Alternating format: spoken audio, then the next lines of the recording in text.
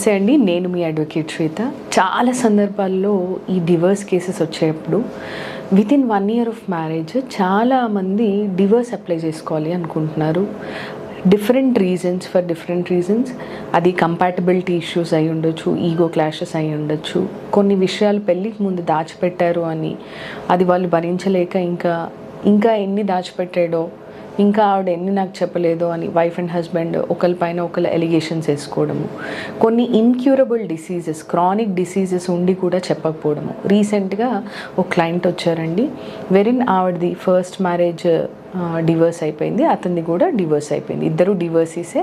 వీళ్ళకి second match through marriage bureau వచ్చిందనమాట. వాళ్ళిద్దరూ కలుసుకున్నారు, ఒకరినొకరితో మాట్లాడుకున్నారు, ఆ తర్వాత పెళ్లి చేసుకోవాలనుకున్నారు. ఈవిడికి కూడా ఫస్ట్ మ్యారేజ్ నుంచి ఒక పాప ఉంది, అతనికి కూడా ఫస్ట్ మ్యారేజ్ నుంచి ఒక బాబు ఉన్నారు. అయితే అంతా బాగానే ఉంది, కానీ అసలు ఇంతకీ గ్రౌండ్స్ ముందు డివోర్స్ ఎందుకు తీసుకున్నారు అని ఒకరినొకరు క్వశ్చన్ చేసుకోలేదు. ఆ తర్వాత చాలా హడావిడిగా ప్రెషరైజ్ చేసుకొని ఒకరు పెళ్ళైపోయింది. ఆ తర్వాత ఎప్పుడైతే వాళ్ళ లైఫ్ లీడ్ చేయడం స్టార్ట్ చేశారో వితిన్ 1 month ఆఫ్ మ్యారేజ్ చాలా డిస్టర్బెన్సెస్ వచ్చాయి. ఏంటి అని అంటే, నిన్న ఎవరైతే ఆవిడ వచ్చారో ఆవిడ ఎక్విజేషన్స్ ఏంటి అని అంటే, అతనికి సివియర్ సోరియాసిస్ ఉంది, అది నా దగ్గర నుంచి దాచిపెట్టాడు. అండ్ ఆయనకి ఇంకా వేరే ఇష్యూస్ కూడా, క్రానిక్ ఇల్నెసెస్ ఉన్నాయి.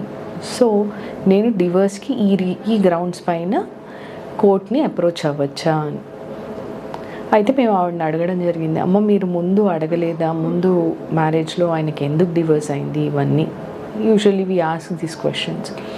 అడిగినప్పుడు నేను అన్నీ అడిగాను, కానీ డివోర్స్ ఎందుకు తీసుకున్నారు అని ఆయన నన్ను అడగలేదు, నేను ఆయన్ని అడగలేదు మేడం అని చెప్పారు.